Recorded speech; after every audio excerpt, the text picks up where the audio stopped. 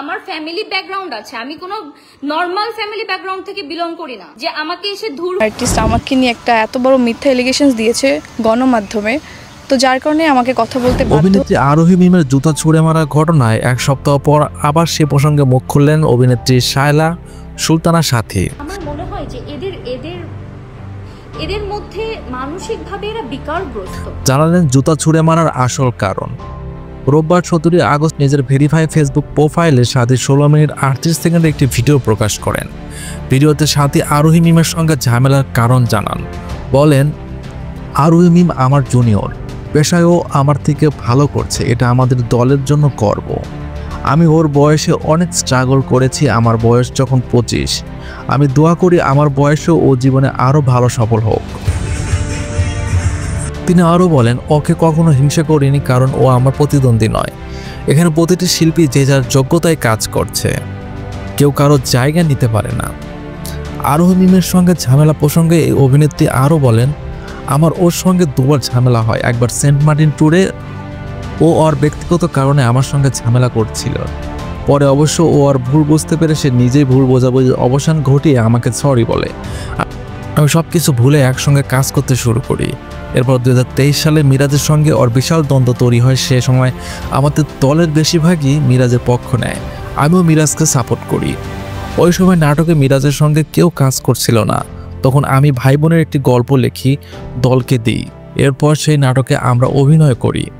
এই কাজটা আমি ঠিক মনে করেছি বলেই করেছি। এটা কি আমার দোষ? এ প্রসঙ্গে পুরোটাই ব্যক্তিগত, তাই আর কথা বাড়াতে চাচ্ছি না।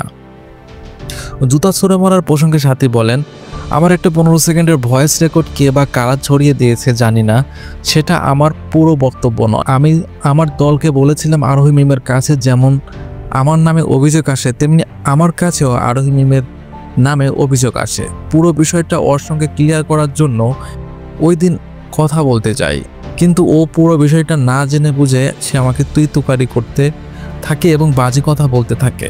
সাথে আরও বলেন, পরিস্থিতি গালাগালি এমনকি হাতাহাতি পর্যায়ে পৌঁছায়। তখন দলের অন্যান্য সদস্যরা আমাদের থামায়। শুটিং কিছুক্ষণের জন্য বন্ধ থাকে, কিন্তু এরপরও আমাকে উদ্দেশ্য করে জুতা ছোড়ে। একজন সিনিয়রের সঙ্গে এমন আচরণ করা কি আমি মেনে নেইনি। ওকে লাথিও মেরেছিলাম। বিষয়টি আমি সামাজিক যোগাযোগ মাধ্যমে আনতে চাইনি, কিন্তু এই ঘটনা সবার সামনে প্রকাশ করেছে। এটা আমার প্রতিষ্ঠানের যেমন অসম্মান, তেমনি আমারও অসম্মান বলে আমি মনে করি। অবশেষে সাথী বলেন, ও আমাকে বলে আমার দর্শক বোকা। আমি সেটা মানি না। আমি বোকা হতে পারি, কিন্তু আমার দর্শক কখনো বোকা হতে পারে না। একজন আর্টিস্ট হিসাবে ভক্তদের উদ্দেশ্যে ওর এমন মন্তব্য ও আচরণ আমার কাছে প্রশ্নবিদ্ধ। এরপরও বলেছি, এই ঘটনার জন্য ও একদিন অনুতপ্ত হবে, সেদিন আমার কাছে ক্ষমা চাইবে, আমি ওকে মাফ করে দেব।